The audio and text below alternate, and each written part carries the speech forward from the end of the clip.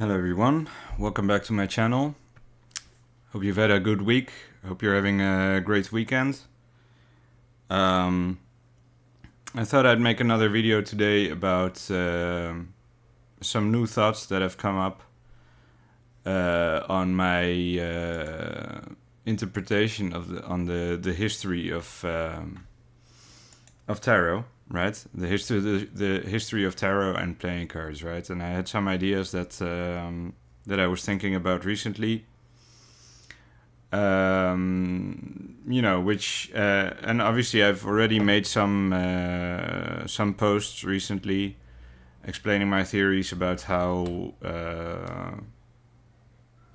I changed my mind about the precedence of tarot over playing cards, and that it is probably the other way around, that playing cards precede the tarot, and that the tarot is probably like an amendment or like an addition to the 52 card deck, right? So that's kind of what I want to talk about today, because obviously, as I've stated before, also on my previous PowerPoint presentation on the secret history of tarot and things like that, I do still believe, and obviously the tarot is still relevant even if it is not the original form of what the cards are supposed to be, let's say. I still think it's relevant to our discussion on the new chronology and the alternate history that we're trying to uncover, to the topic of Tartaria and all that stuff.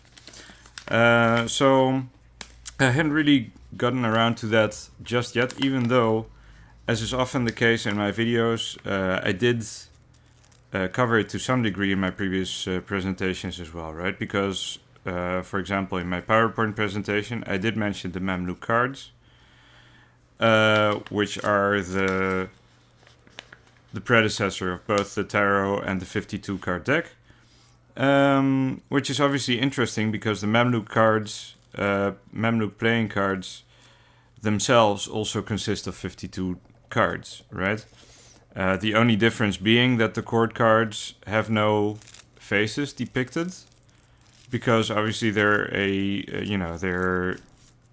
how do you say? They're a product of the Muslim world, and in Islam, drawing faces is prohibited, right? So the Mamluk cards instead have like, I don't remember what their titles are, but like the vizier and his advisors or whatever they may be. Or what's the word actually? The Shah or the Sultan, something like that. You know what I mean, right? So you have a high ranking, you have like a ruler and his advisors or his high ranking officers. There's also no depiction of a queen or whatever, because that is a European introduction or a European invention added to the cards later on. Right, but for the outside of that, and obviously outside of the differences in the suits compared to the French suit, thematically, it's essentially, or like in terms of how it's organized, in terms of like its system, how it's structured, it's virtually identical to the modern deck of playing cards, right?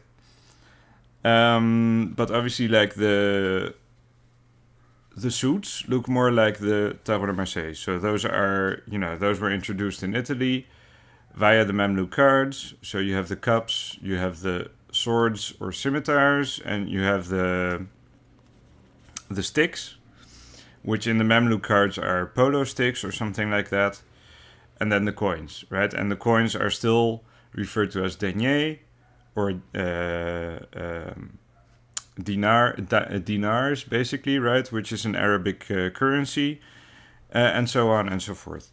Now, obviously, and I mentioned that in my presentation as well, which I will be referencing a lot in this video, because obviously this is more like a footnote or like an amendment rather than a new presentation that I'm doing today. So if you haven't seen it, I would advise you to watch it. even though, you know, I do admit that I've made several mistakes, and I'm still, and as I've said in that video too, this whole process of discussing the history of the playing cards, it's a work in progress, right? So first off, it's largely a mystery. It's the same as asking, like, where does chess come from, right? And chess is an interesting analogy because it's an equally archetypical game that basically seems to transcend time and space, and we just don't know historically where it actually came from, right? And there's even people who claim that it came from Atlantis and stuff like that, and people claim the same thing about playing cards, right? But so what I did mention in my previous video, which was 3 or 4 videos back, if I'm not mistaken, were the Mamluks, right? And I did point out, as I should have, that, you know, the Mamluks, you know, like mainstream history, if you look on Wikipedia who the Mamluks were, they ruled over Egypt, right? But they were not Egyptian, and they were not actually Arabs, right? They are referred to as like an Arabic empire, or like the Mamluk Empire, and they're referred to like as slave soldiers or like a slave elite, you know, which is funny because if you look at pictures of the Mamluks, they look exactly like the Janissaries, right? And the Janissaries were the same idea. They were basically, allegedly again, right? So you have to, with everything you read online or in books, in history, you do have to take it with a grain of salt. So when they say it was a slave empire, you know, most likely it wasn't a slave empire. It was something much larger than that, right? So the Mamluks, if you look at Wikipedia, if you look at Mamluk Empire on Wikipedia, it tells you where they came from, right? And it says they're like Circassians, they're Georgians, they're Tatars, they're Albanians, Armenians, and Turkic tribes, right? So obviously they're like a multicultural empire that came together under Egypt, and it's pretty funny because when you read about the Ottoman Empire, you notice the same thing, and you know, they had the same types of rulers. They both had sultans. So why do we even make a distinction between the Mamluks and the Ottomans, right? The only thing that distinguishes them, divides them from each other, or distinguishes them from each other, is time. And, you know, obviously, if we start looking into flamenco and things like that, that stretch of time that might come in between might very likely be fake, be phantom time, right? That has been added onto the timeline. So my point with that being that the playing cards were introduced via these Islamic empires, right? And there's two there's two interpretations about where they came from. So they say they came from the Mamluk cards, either through Spain or through southern Italy. Now, what's funny in that request, I stated that as well, because I believe that, and it's true, you know, like historically at least, the only thing, again, that makes that problematic is the timeline, right? But we do know that Spain was Islamic. You know, you had the Andalusian Empire in Spain. And we do know that the south of Italy also had an Arabic period, right? But we also know that Spain was settled by the Goths, by the Visigoths, while Italy was occupied by the Ostrogoths, right? And that was an important part of my thesis. So actually, if you think about it, there's not actually a big difference. It doesn't actually make a big difference whether it came through Spain or through Italy, but at the same time it does, and that's where the how do you say, where the division between tarot and playing cards comes in, right? Because I mean, there's still a large geographical how do you say, distance between the two countries, right? And so obviously there could be different cultures that have influenced the evolution of playing cards differently, right? But I also think that Italy was at some point co-opted, right, by another faction, by another culture, by another civilization that we may describe as Greco-Roman, right? So at some point in Italy, in the 14th or 15th century, the Renaissance happened, right? After the fall of Constantinople, certain influences started moving, and we know this is a historical fact, right? You can't tell me that I made this up, because we know that Platon, for example, went to Italy and jump started the Renaissance with a number of intellectuals that were there and revived Hellenism, right? Revived Neoplatonism, revived all the literature that was allegedly lost for 1,000 years, right? These numbers are not coincidental. While in Spain, this never happened. Spain remained in large part until the until the 15th century, I think, remained under Arabic control, right? So that's what I think. I think that the original Arabic 52 card deck remained in its original form in Spain for the longest time, and through Spain went to France.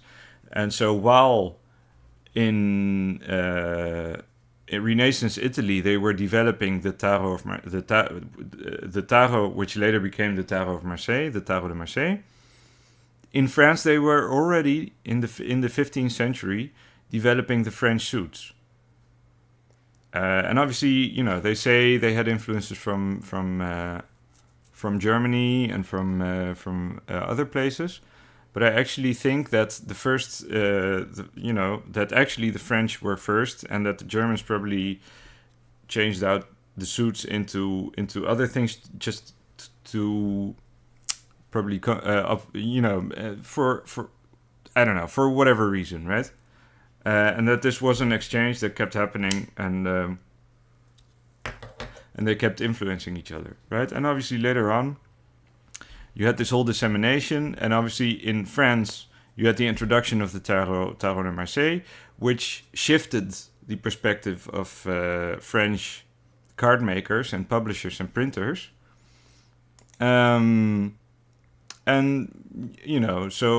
I think that was another psyop, basically, that was introduced to obfuscate the roots of the playing cards, right? Because people still inclined to think that the tarot came first. It didn't, right? The Mamluk cards came first, which are basically the same structure as the playing cards. So it stands to reason that the 52 card deck is the original, right? But so that doesn't mean that there wasn't cultural exchange, let's say, or how do you say, sort of osmosis between the two, that they didn't influence each other, and that's what we're here to talk about today. So let's start with the playing cards. So basically, what we do notice, right, is we know that the standard playing cards are divided in two colors, right? 4 suits, but the 4 suits are divided in 2 colors, which are red and black. And we have, this is an interesting one, right? We have the red suits, the diamonds and the hearts, and we have the black suits, the clubs and the spades. So the way I see it is that these 2 colors, and I think, those were introduced in France, but obviously when we talk about France, we know that there was, or I think we can safely assume that there was an influence from Spain in southern France, especially because we know that the various sects, Gnostic sects that existed in the south of France, the Provençals, the how do you say, the Cathars, and so on, that they had relations with the Spanish, with the Arabs in Spain, right? Obviously, they weren't Arabs; they were Germanic tribes that had either adopted an Arabic culture, or it was actually an indigenous. The Arabic culture was the actual indigenous Germanic culture, and it later spread to the Middle East, right, and North Africa. So what this means, what I think this means, let's put it this way, is that the reduction of the four suits into two colors, right? I think was a symbolic. How do you say? Affirmation, let's say, or like because it's a historical event, right? And it's funny too because, for example, the French suits also have like the historical names. I mentioned those in previous videos as well as I started talking about the playing cards, right? You have like the King of Hearts is Charlemagne. The King of Spades is Alexander the Great. The King of Clubs is David, if I'm not mistaken. And then the King of Diamonds, or maybe the King of Diamonds is David. And then the King of Hearts is, the King of Clubs is, what was the last one? So you had Alexander, Caesar, right?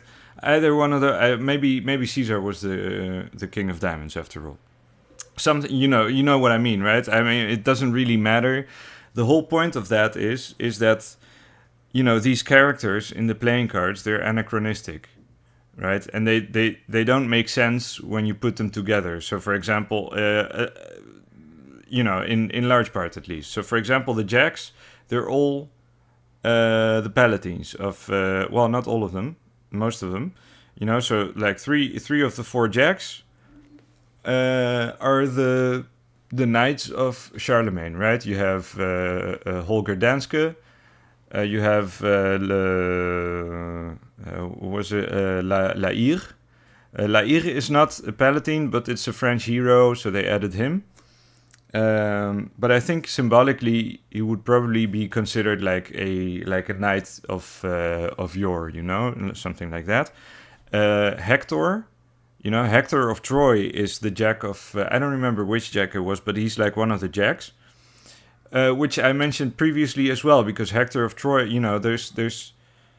it's one of those anachronisms, where those 1,000 years, those phantom years, they're kind of playing this trick on you, because they say, and if you read mainstream history, they will tell you this, that he was recognized in the Middle Ages as one of the noble pagans, right? As one of the like, for example, like Plato or Aristotle were pagan philosophers that were adopted by the church. In the same way, Hector of Troy was seen as a as a template, or like as an example, as an exemplar, I should say, even of medieval chivalry.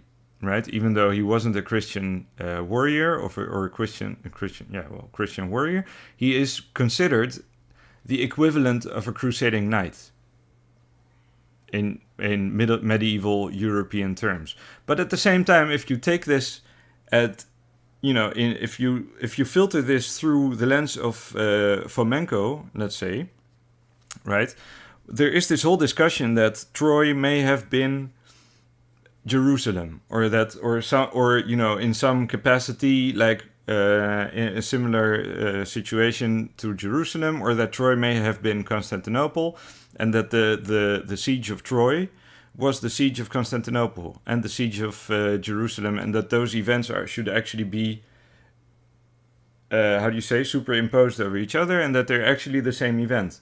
In which case, Hector of Troy could actually have been a medieval knight. And it's funny too, because again, even in mainstream history, they say that the Franks who came to sack Constantinople, as they were killing the Greeks, allegedly, well, not allegedly, I mean, because they said it, right? As they were killing the Greeks, they were saying, this is for Troy. Because the Franks believed they descended from the Trojans, right? As did the Romans, as did the Brits. You know, all European civilizations, medieval civilizations, believed they descended from the Trojans, right? But it doesn't make sense. It doesn't make sense if they retaliate like 2,000, 3,000 years later. I don't remember what the difference is, right?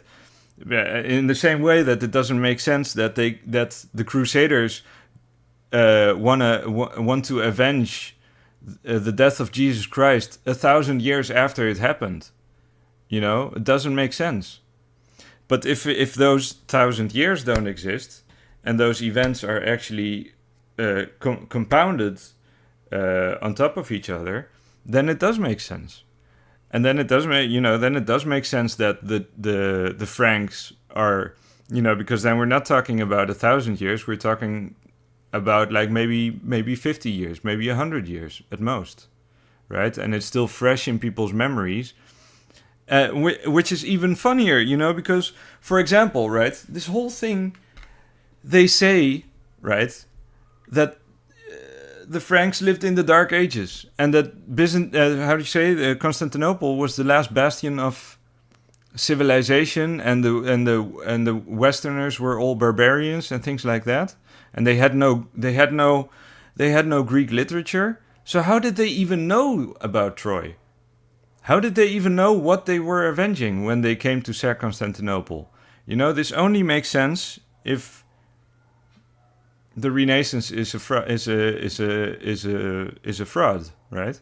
Is a psyop. So you have Hector of Troy, and who was the last one? You have Lair. You have Lair. You have Holger Danske, who is a Palatine. You have Lancelot, who is a Palatine, and you have Hector of Troy, who can also be considered a Palatine in this context, right?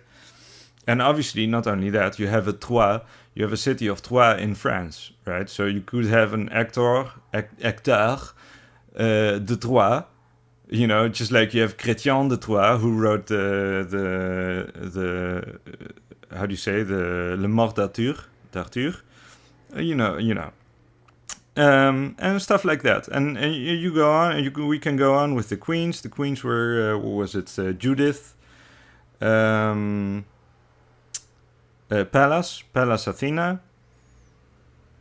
What was the other one? There was another Hebrew or Israelite name. I don't remember. And then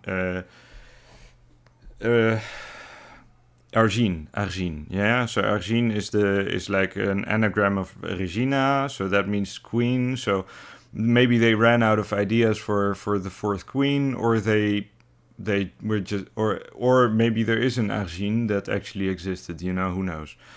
So, but in any case, the you know, these names are allegedly span all these different timelines, right? Alexander the Great, Julius Caesar, Charlemagne, and David. There's no relation in between those four, you know, things like that. And the same with the jacks and the queens. But so to me, this is an indication that this deck, it tries to convey something different, right? In this context. And so this is funny if we go back to the tarot, right? Because what I believe the tarot is actually like what the. And so this is going to sound pretty funny, because like I've been pretty vehement about people who only use the major arcana and things like that. But actually, I think the tarot originally was only the 22 trumps of the major arcana, and the rest of the cards were added in later. and were they basically co-opted the Mamluk cards and added those to the triumphs, right? And this is funny too because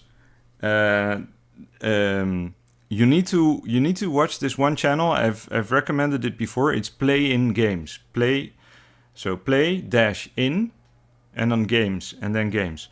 And it's an American Sicilian who talks about regional playing cards, right? And especially Italian decks, Italian tarot decks, but also regular decks. And he's done both. He's mostly interested in playing cards, in playing games with playing cards and explaining those and stuff like that. But he also does historical videos, and he also has done a few videos about tarot divination and where that idea came from and stuff like that. So his material is really, if you're interested in this sort of stuff, is invaluable to me at least, right? And he made a video about tarot history, where he talked about about the triumphs, the triumphi that were reintroduced during the Renaissance after the plague, after the Black Death, right? As Italy was rebuilding and things like that.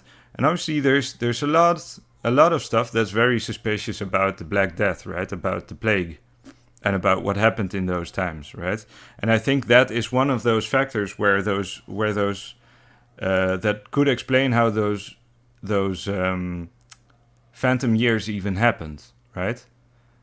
The plague. And basically what he says is that the triumphi were originally used in ancient Rome, right? And obviously, my opinion, I don't believe ancient Rome existed. And then they disappeared for 1,000 years. Again, this whole story, and it's one of the stupidest, because it's like a stupid tradition. It's just that they went out, it's like a carnival, right? It's like a carnival that they were celebrating after a big campaign, and they brought out those big wagons with basically like those I don't know what they call them in America or something, those papier-mâché statues and stuff like that, and people dressed up in lavish costumes and stuff like that, and each wagon that was paraded had like a particular symbolism and a particular role in this whole storyline, and those kinds of things still exist, right? For example, in Belgium, in Bruges, you have the procession of the Holy Grail. And, that's a similar thing. It's also like a triumph that is being paraded through the city, right? So based on that, they developed those cards, right?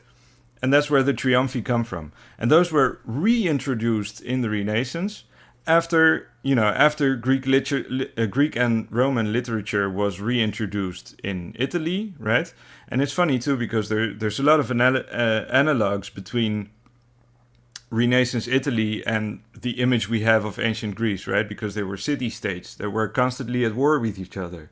It's like a mirror of ancient Greek history, right? What was happening in Renaissance history, and suddenly you had this, all these ancient Greek philosophies, but not only that. They were also for example, the Sola-Busca tarot proves that they were also involved in like ancient Greek mystery cults and occult traditions, and reworking those, or reviving or reintroducing all these philosophies, right? Ancient Greek astrology, Ptolemaic astrology, or whatever that may be, Neoplatonism, and so. As Christophe Poncet, for example, points out, the major trumps, the major arcana, right, was inspired by a particular interpretation of Platonic philosophy, right? And obviously, some characters make more sense than others. But so, for example, you have the devil is the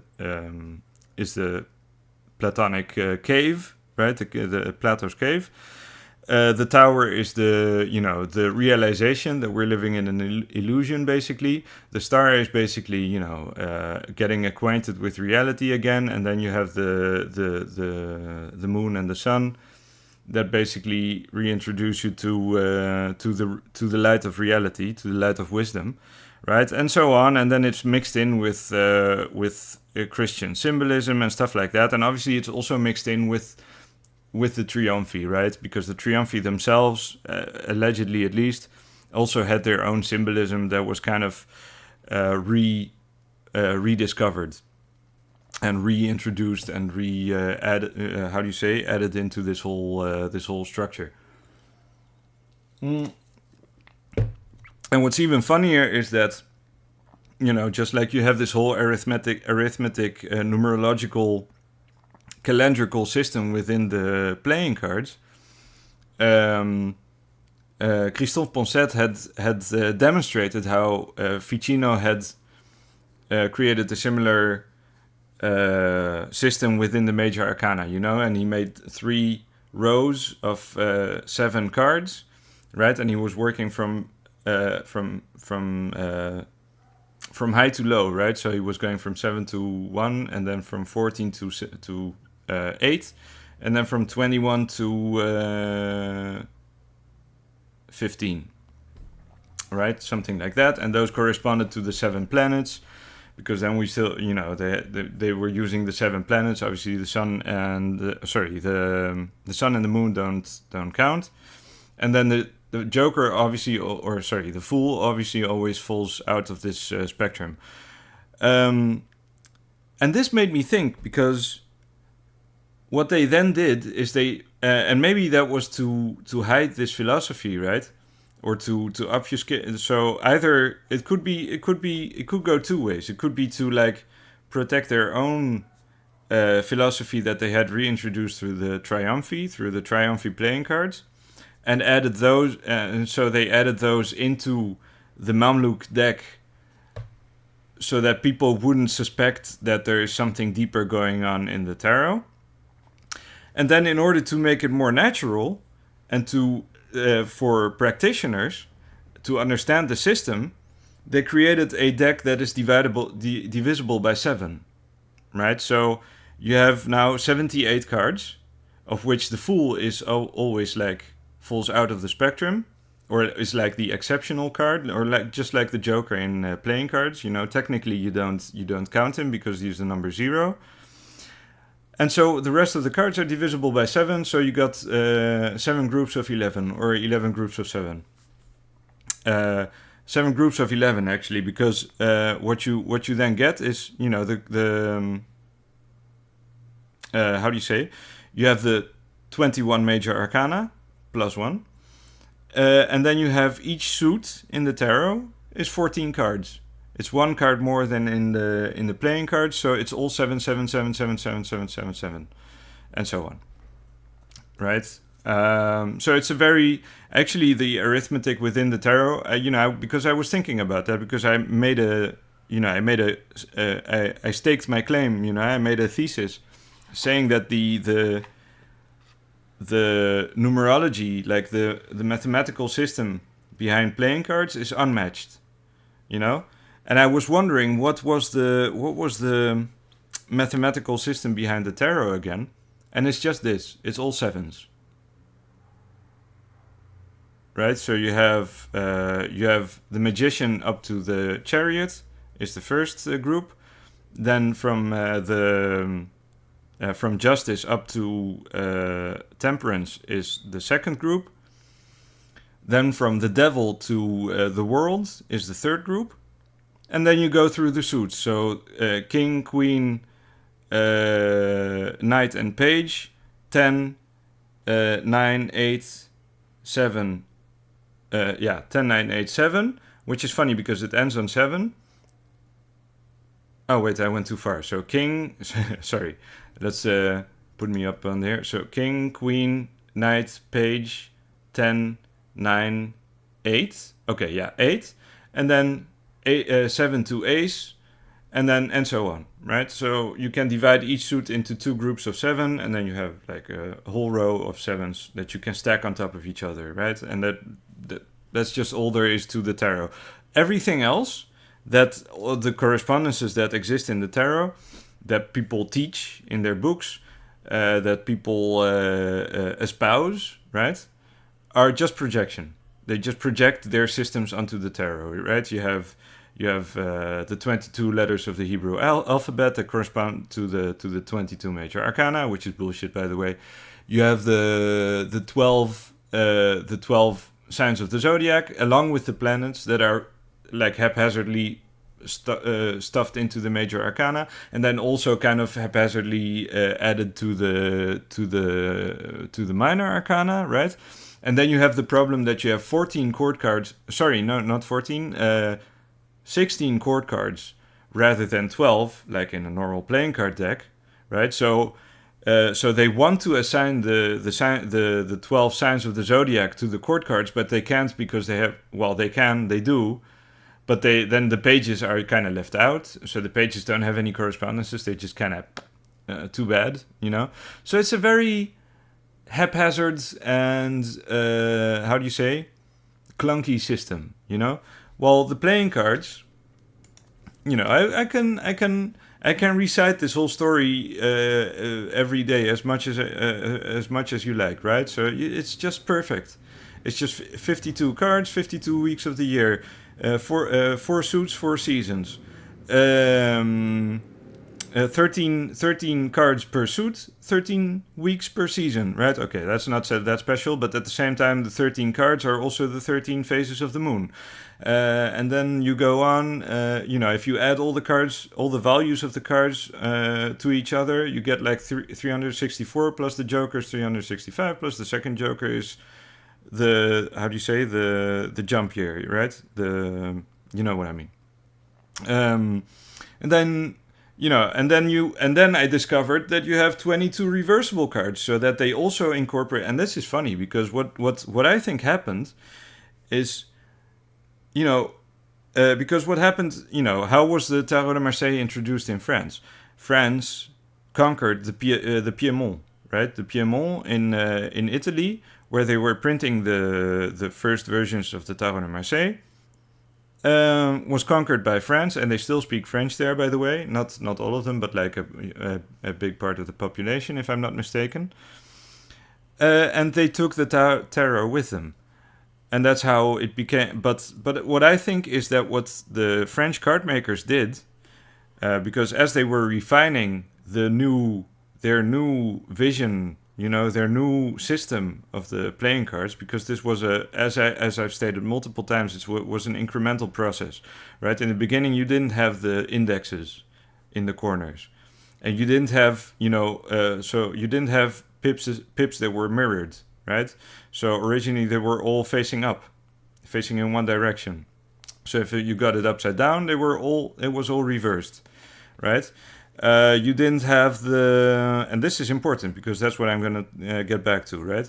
You didn't have the court cards being mirrored, and so on. You had all these things that weren't quite there yet, and they were still working on the design, right? And the design was based on both aesthetics and on practicality, right? Because they were used for games, and people needed to be able to recognize the cards and to just see them and know what they get, right?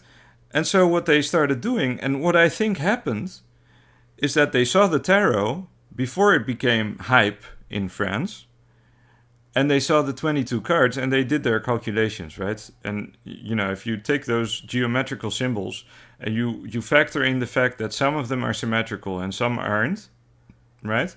And then you start creating a system of how they are to be arranged on each card, right? You naturally start getting those some cards that are reversible and some that aren't, because some are more symmetrical than others, right? So the 9 of hearts is asymmetrical because the middle one can be reversed, right? It can only look in one direction. But the other 4, they are mirrored. Or sorry, the other 8, right? So you have 4 up and 4 down.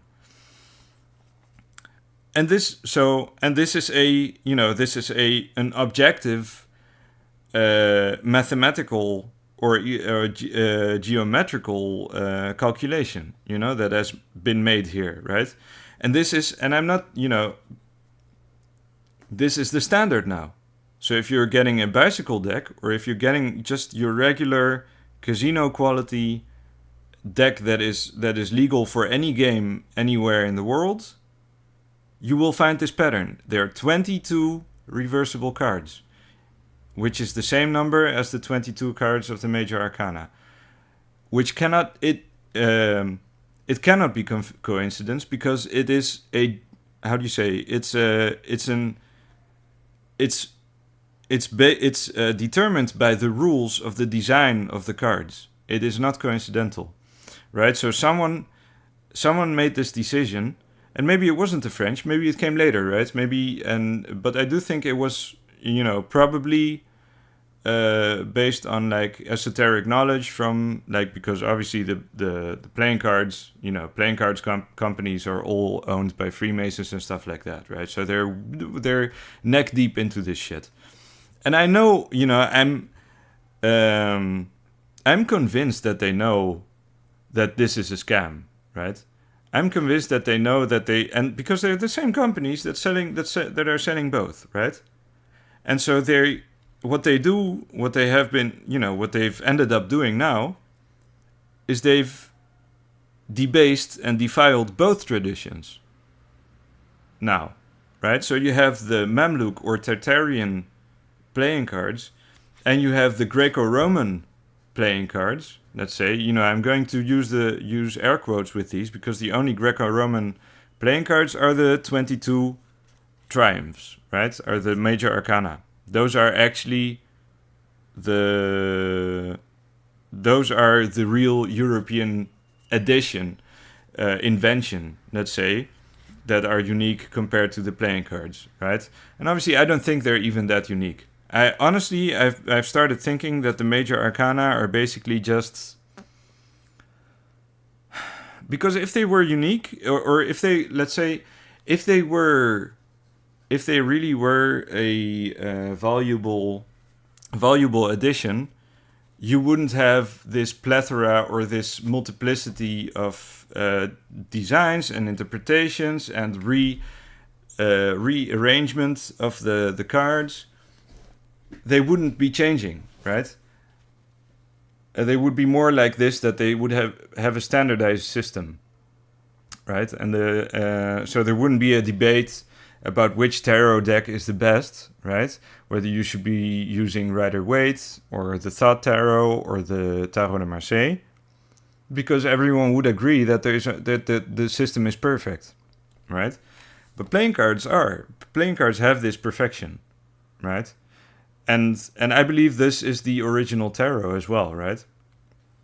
And there's a lot of things I could be adding to that, because, like, for example, and and this is funny, because this proves to me, and it's so wild, because, like, I've mentioned this before in a previous video as well, and I'll keep doing this, because this is my method of working, because I always have a thought that I will remember, and then I will add on to it.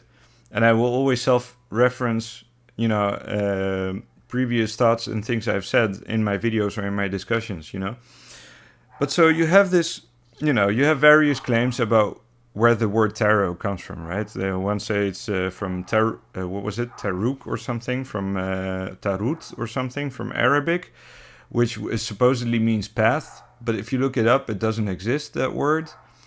Then people say it comes from tarocchi, but tarocchi in Italian also doesn't actually really mean anything. So the etymology is completely out there. But then, I have because obviously in Greece, there are some people who also practice cartomancy, and they've also written some books. So I have a Greek book on the tarot, right? And it just uses the Tarot de Marseille. There's nothing, or like the Swiss, actually, the 9JJ Swiss deck. But in that book, he, like, in the introduction, he writes an anecdote, and he says that the there's multiple, and he says the same thing I just said. There's multiple interpretations about where the word tarot, what the etymology is of the word tarot. But people sometimes forget that there's another possibility that it might come from Greek. And obviously Greeks will always say that any word comes from Greek, but in this case, it's actually pretty interesting because what he says, and what people say here, is that the tarot cards came from Byzantium, from Constantinople, and that basically when cartomancers were laying the cards, what they said they were doing would be taroto, right? So the Greek word, the Greek phrase is taroto, which means I ask them, right? Ta is them, it's accusative, and roto is I ask. So who are you asking? He's asking the cards, right? So ta roto. And which is funny as well because in Greek we spell, right? So roto, rotao, it's the same word, roto, rotao. Sometimes we cut off the a before the suffix or the suffix. Is spelled with omega. So both the ro is spelled with an omega, and then to, obviously because it's a verb, is spelled with an omega, right? The first tense singular. And the word tarot in Greek, right? We transliterate it into Greek with Greek letters. We also write with an omega. So tarot or taroto is spelled the same way with an omega, which is funny as well because if you didn't know, we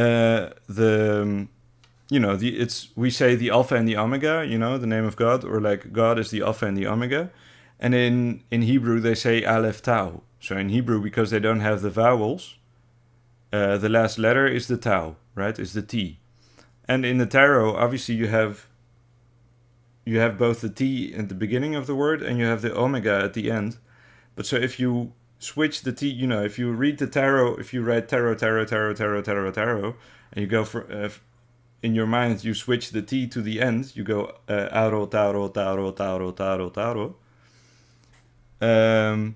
The omega and the T are both, they both end up at the end of the word. And obviously we know that the tarot is a wheel and that endings are beginnings, and that all the suits, lead into each other and things like that. And that's the system of the tarot, right? Very simple, obviously, and that's why it's all sevens, because they know what they're doing. Because obviously, and it's the same structure as in the playing cards, because there's also 7 days of the week, right? So I don't think there's much to it, but it doesn't have this pristine mathematical genius that the playing cards have. So to summarize, and I'm not quite done yet, but to summarize, what I believe basically happened, and this is very interesting, and this is why I think it's so relevant, right? Is that the playing cards were a Tartarian invention that influenced a Greco-Roman, let's say, invention. And it's not an invention because they basically co-opted the playing cards and created the tarot. And you see, and what I think the two colors represent as well is this dichotomy between those two cultures, right? And what I think the dichotomy is the Telluric culture of a landlocked empire, Tartaria, which is situated in Scythia, Siberia, Mongolia, a large part of China, like Kyrgyzstan, Kazakhstan, and all this whole vast area in the north of Asia, right? Which basically controls the Silk Road, right? So this is how we even got paper. This is how we got cards in the first place, and we know that they were introduced by by the Arabs, right? But they weren't Arabs; they were Mamluks, right? So the Mamluks were Turkic tribes, right? And we know, and it's so funny because Fomenko has been right all along, right? Because he says the Tartarians were in control of Egypt. Well, the Mamluks were in control of Egypt, and they were Circassians, they were Georgians, they were Turks, basically. They were, they were nomadic. They were nomads from the steppes, and they were all the way down in Africa and Egypt, and obviously they were there because the Silk Road went all the way down, so it went through Asia Minor, but obviously there were it branched off as it came closer to Europe, as it crossed before it crossed the Caucasus. It branched off into three directions, right? You had the one road went over the Caucasus into mainland Europe, the other went below into Asia Minor, and the other went even lower through the Levant into the Mediterranean, right? And so the last road was then on the Levant, on the coast of the Levant, basically, was basically handed over, like they handed over the goods to the Mediterranean traders, which depended on the because in the beginning there were the Phoenicians, right, and then later they became, there were the Greeks, there were the Arabs, they were different people that were handling these transactions, right? But obviously, I think largely they were Phoenicians, and the Phoenicians were, they kept changing. They basically kept leeching off of different civilizations, right? So the Venetians and the Phoenicians are basically one and the same, and the Genoese and the Greeks. But they, and they basically they took. They took this invention, right? And, not just this invention. This is just one example, right? Because we only got cards because printing existed. And we only, so us having cards meant we also had books, we also had paper, we also had this, and that's where the whole Renaissance comes from, right? Where we even managed to conceive the possibility of reintroducing all this classical literature. That was only possible because paper became a commodity in Europe, right? Because we didn't have this luxury. It was introduced to us by the Arabs, right? Through the Silk Road, which means it comes from that area. So, mainstream historians will say it came from China, and they will say that the playing cards came from China, right? But we know that China was part of Tartaria. We know that first off, we know that the wall of China was facing inside into China, which means that it was actually built from the other side, right? It was meant to keep the Chinese in. It wasn't meant to keep the Mongolians out. It was built by the Mongolians, if we want to call them that. But they weren't, Mongolians were just one of the tribes of the millions they had. Because Tartaria was a vast multicultural empire that spanned all the way from the Caucasus to the Bering Strait, if not beyond into America, right? So they had, they had the manpower to build these walls. Not only that, I mean, there's also theories that the wall itself was basically the Silk Road, right, and that they traveled alongside the walls instead of on the ground.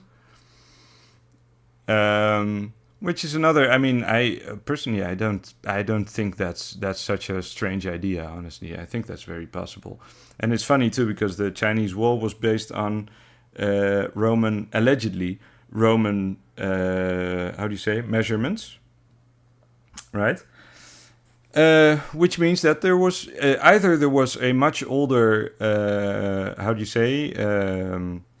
cultural exchange between Tartaria and Rome, what we would call Rome now, or those Roman, as with all these things, like as with paper, as with all this knowledge that was reintroduced allegedly into Europe, and everything else, those measurements were reintroduced in Europe as well. I keep saying reintroduced, but obviously you have to take that ironically, right? God damn it! I've been going for almost an hour, but I just because I keep coming up with more arguments, right? And this is an important topic to me because I think I think this is the last vestige. It's just a pack of cards, right?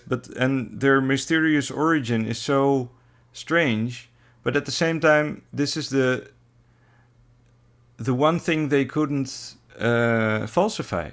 This is the one thing they couldn't forge because everyone wants these. Everyone wants to play games. Everyone wants to bet their money away, right? But so what I basically think is that they obviously within those guilds, those printing guilds in Europe, there were various factions, and some were some were Gnostic and some were Christian, and some had some ideas and some had others. So I obviously I still think that a large part of like the Tarot de Marseille and stuff like that was inspired by Gnostic beliefs, like the High Priestess, the Popes, right? Or like the and the language of the birds that was used in the tarot and stuff like that. But I think the same goes for the playing cards as well.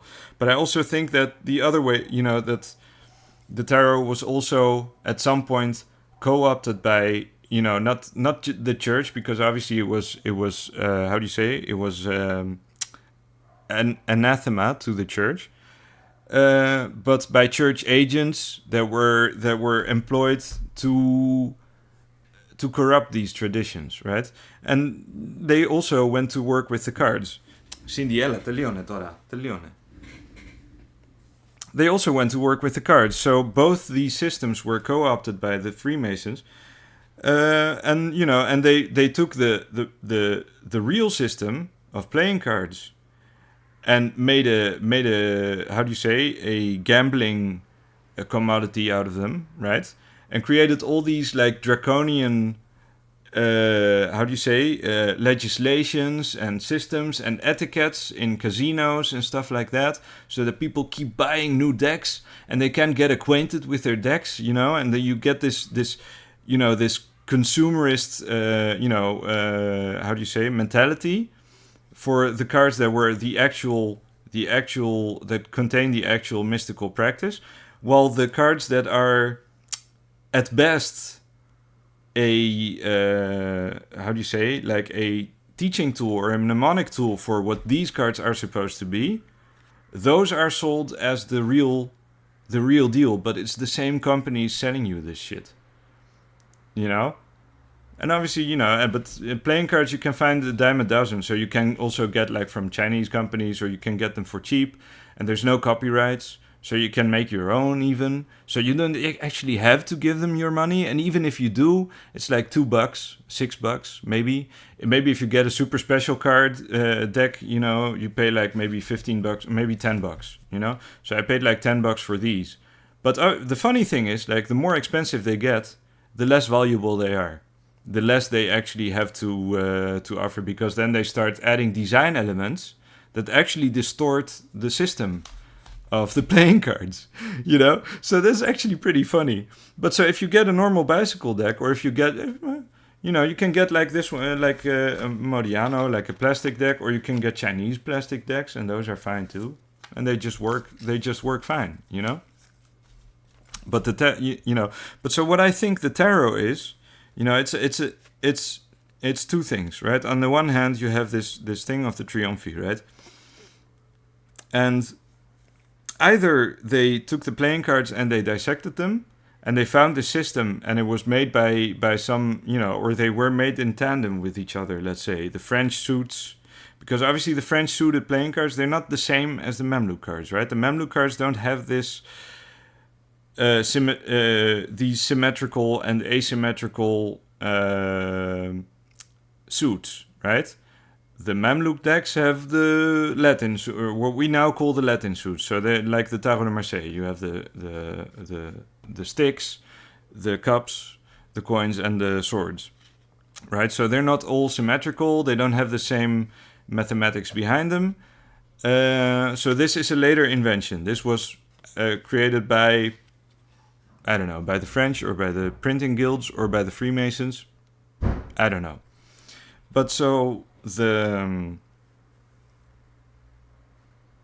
so if they were made in tandem, people discovered that there's something about this number, about the number 21 and 22, and about the number 7. Obviously, we know that the number 7 is a magical number and stuff like that.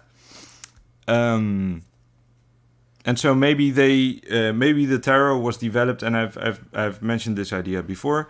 Maybe the tarot was developed as a how do you say, as a dissection of the playing card deck to set apart all these systems that are folded into the basic structure of the playing cards, right?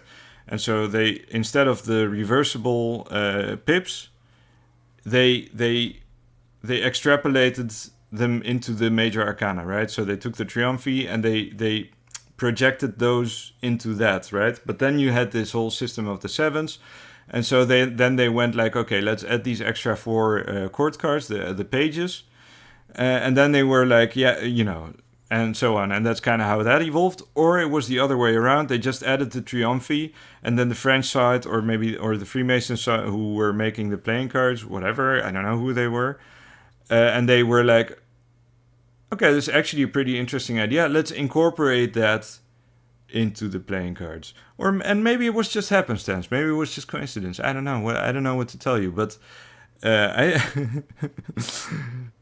I actually think in a way, like, because obviously these systems, they're mimetic, right? So they in a certain sense, they're either mimetic or they're platonic, right? So they're in a way they stand outside of time and space. Again, like I said about the chess pieces and the chess boards, right?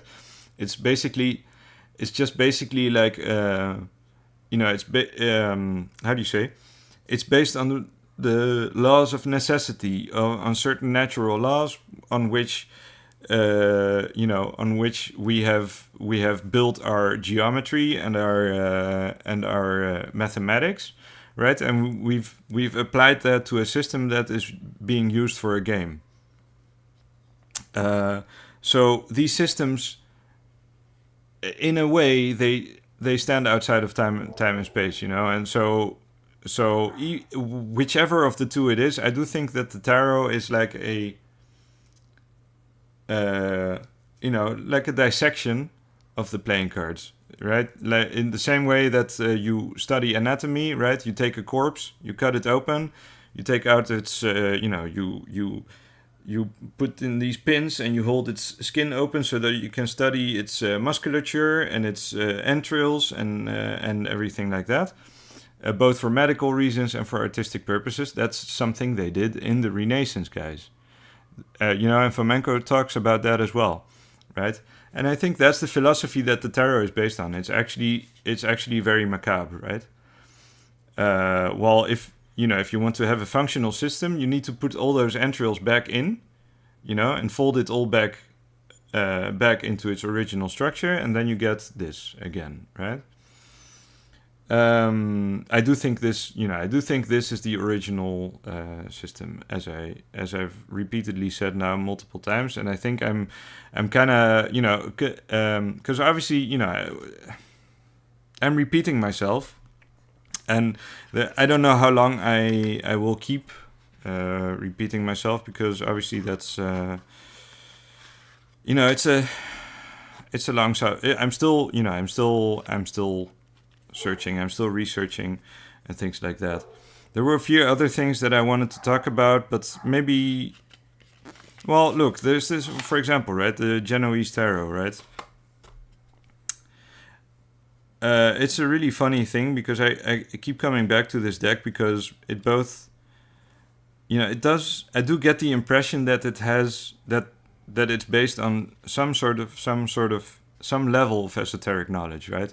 And I've showed you the backs, right, which are based on Arabic designs, right, arabesques, in which you find in the mosques and stuff like that. So this is no coincidence either, right? They know that you have those in Genoa, you have those in Italy, you have those in Spain as well. And obviously from Spain, we know that it was Arabic for a long time. But from Italy, people don't generally know that, right? Even though it's historically still accepted as a fact, and it's not woo-woo territory, it's not flamenco territory, it's not alternate chronology. People don't actually think about that, where these designs come from, right? And then the same goes, and now this is going to... I've talked about this before when I reviewed this deck. But like if you go to the Joker... Right, I showed you the Joker of this deck. Let me just see if I can find him now. God damn it! I'm all hoarse now from all the screaming. Right. So the Joker in this deck is Janus, right? And who is Janus? And this, I mean, this is not necessarily related to what we've been talking about so far, but maybe this is something for a next video or something. But it's my belief, you know, and let's go back a few cards. Let's see if I can find her or him. Maybe I went too far or not far enough. Let's see if I can find them. Here. So we have the Empress, right? And she's holding a shield with the coat of arms or the flag of Genoa. And the flag of Genoa is the cross of St. George. The cross of St. George was the symbol of the Templars. You know, who were the Templars? Who were the Knights of Malta? Who were the Teutons? They were Johannites, right? Which means, and you can look it up. The Johannite order was a Gnostic sect, and they revered the two Johns. They revered John the Baptist and John the Divine. So that is Christ's teacher and Christ's star pupil, right? Which means the past and the future of the Christian religion. And so Janus, I believe, is not a Roman deity, right? I believe Janus is the two Johns. And consequently, I believe that Janus is the Baphomet, the bearded head, that the Templars were accused of worshipping by the Pope, right? And I think this is a good place to end. Make of that what you will, but I think this figure, and consequently this deck, actually, maybe by accident, maybe on purpose, but I think this figure is a testament to the new chronology. I think this figure proves that we're right to think that history has been tampered with, and that those thousand years that keep coming up in between, like antiquity and Renaissance, in between, like all these traditions that keep disappearing for 1,000 years and then suddenly they're back, like Arianism, that disappeared in late antiquity with the rise of Christianity, but then reappeared during Protestantism. Suddenly, out of nowhere, people knew who Arius was. These things can only be explained if those 1,000 years, if there's something else going on with those 1,000 years, right? And I think Janus is the answer. He's the past and the present, and maybe, and what comes in between is basically, this is how they how they recognize each other. So yeah, that was it for me today, guys. I've been going on for an hour and some change. So yeah, I hope you enjoyed this video. I had a lot of fun, actually. I don't know, was there anything else I missed? You have the two suits. You have the the two colors, the four suits. You have So you have, okay, so just to recapitulate, right? You have the Telluric Empire and you have the Naval Empire, right? So the Telluric Empire are the nomads of the steppes, are the Tartarians. And they invented paper. And then you have the Naval Empire, which are the Phoenicians and the Mediterraneans, right? And the Pelasgians, the Greeks, the Iberians, and so on, who invented seafaring. And obviously this goes this how do you say? You could expand this idea to like the Vikings and the conquistadors or whatever, right? So it's basically all an extension of the same principle that basically was kickstarted by the Phoenicians. But what we have to realize is the naval empire is an empire of pirates, right? They live to loot and steal, and that's what they're doing. That's why our history is fake. That's why the tarot is, I'm sorry to say, is a fraud. That's why we have to start rethinking our relationship to the East, I think. Maybe that's I don't know. I don't know how else to put it. I don't know what we should conclude, because if that's true, I'm also European. What does that say about me? What does it mean? What does it mean? What makes us so special that we're looking for the truth? Maybe we're the demons all along. And this, God damn it! And I still have more to say, right? Because it's funny too. Because I was watching like a video about like testimonies, born again Christians talking about tarot, about how demonic the tarot is. And I mean, I'm actually inclined to agree at this point. And they were saying like, they developed from playing cards, but obviously the devil, he's a counterfeiter, so he turned playing cards into something that's and convinced us that there's some kind of mystical knowledge to it, right? So if you want to play games, don't get a tarot deck. I mean, you'll damn your soul to hell or whatever. Just get a playing card deck. Not realizing that, if this, I don't know, because it depends on your perspective, right? Which side is the correct one? Which maybe they're both demonic. Maybe the Tartarians are also, maybe the Phoenicians are the pirates, but the Tartarians are the bandits on the Silk Road. Maybe they're the Khazarians. All that stuff. But like, if this is demonic, who's to say that this isn't, or vice versa? Like, what, and this might be even more insidious, because you're just playing games with it. You're just playing Go Fish, or you're playing poker, or you're playing I don't know. I think what our and I've said this before in my last presentation, what our goal is on this channel, and in what I think is suddenly how do you say, is slowly developing into my life's purpose, let's say, is exercising these thoughts, is exercising the tarot, right? And the deck of playing cards. There's I'm not, as I said, it's just memetics, right? It is a parasite, but you can have a, how do you say? You can have a how do you say? And God damn it. You can have a dependence on a parasite, or you can have a symbiosis. You can have a symbiotic relationship. And the thing is, like, it's the same with language. If you want to ban playing cards because they're demonic, you have to ban the language you speak. You have to ban your own thoughts.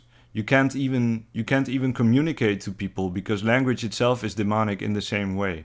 It's a mimetic entity that just propagates itself through you using it, through you speaking, through you thinking, through you writing, and so on. So you can't get rid of it. It will always be here, right? All you can do is be aware of what it does, how it influences you, and hopefully in that way, maybe we can repurpose it. We can exercise it. We can, and exercise with an O, right? Exorcise. We can sublimate it, you know, and we can sublimate ourselves through it. Maybe, you know, these are just thoughts. I can't, you know, and obviously I'm not saying you should be using playing cards, right? If you're afraid of what they have to give you, there's plenty of other tools to go get by in life and to do your thing, right? You don't need playing cards. You don't need the tarot. You don't need divination, right?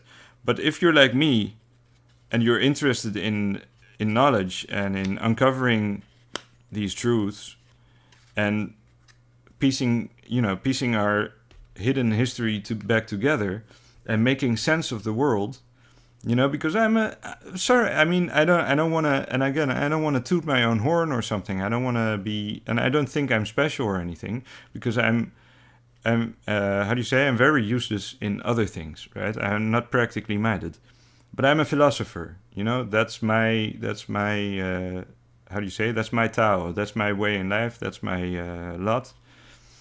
And this is one of the things that just drew my attention and that I'm now invested in. And that's why I'm analyzing these things in the way that I am.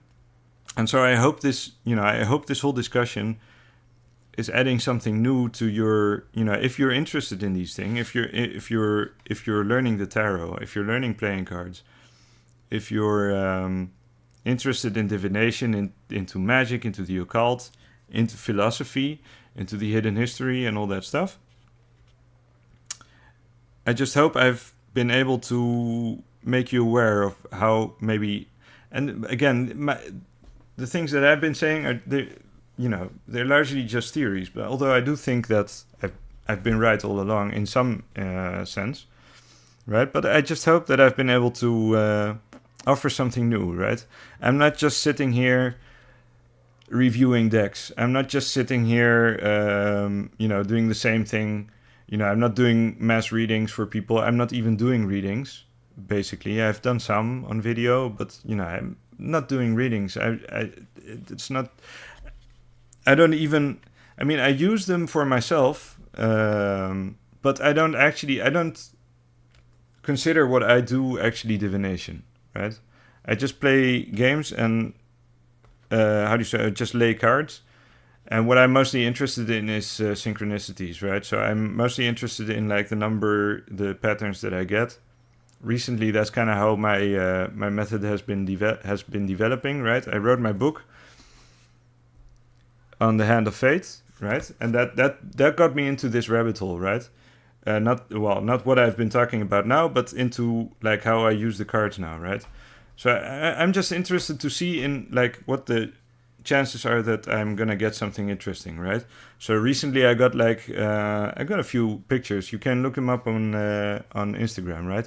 I got a spread with what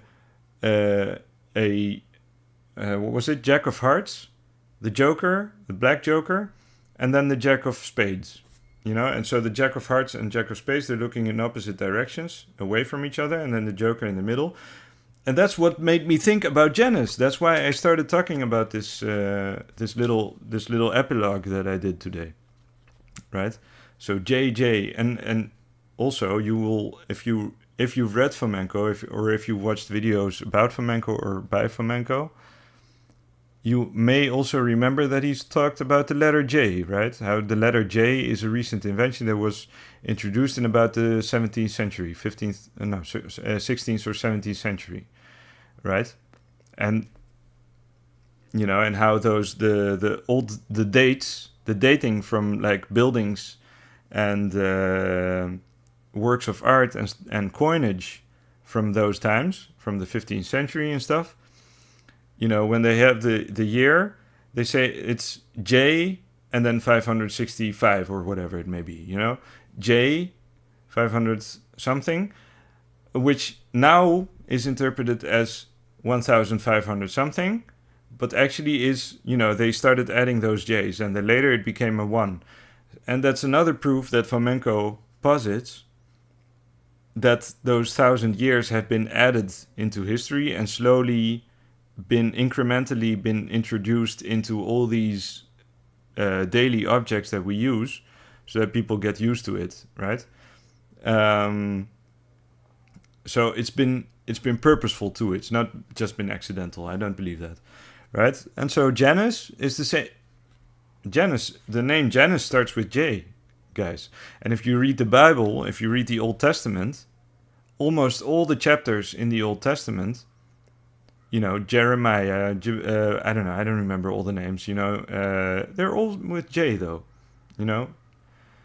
Jonah, Jeremiah,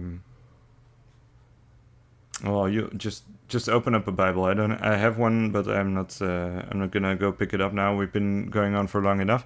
And obviously Jesus Christ himself, you know, Jesus Christ also starts with a J. So that's all indications that all this stuff is basically fairy tales that was introduced much later than they're claiming, you know. So yeah, again, hope this was useful in some way or other. It was a rant of an hour and 20 minutes, so I hope I didn't tire you out. And I hope, you know, guys, I hope you watch this stuff. I don't, again, if you did, I thank you very much. But I feel this is really important in some capacity. So if you're interested in tarot and playing cards, and if you're interested in the kind of stuff, I hope you'll like and subscribe, as people say on YouTube, and maybe even get my book. So this is not historical, this is not related to what I was talking about, but it's the Hand of Fate method. You can play poker. You can use poker hands to do tarot card readings and stuff like that. I'm also using blackjack now, you know, so because that's the Fibonacci number, so you draw cards until you get 21 or over. If you get over 21, then you lose. But I haven't decided yet what that means for divination. But it's much too simple a system to write a book about, so I'm not gonna do that. But maybe if I find other such small games that can be played like in small increments and very fast, I could write a compilation book, or maybe I could write a second edition and add this in along with some other systems and things like that. Anyway, guys, sorry, I've been rambling for a long time. I hope you enjoy the rest of your weekend and the rest of and the upcoming week. And I'll see you guys. I'll be away for a week, so I'll see you the week after. Okay. Have a good night. Bye bye.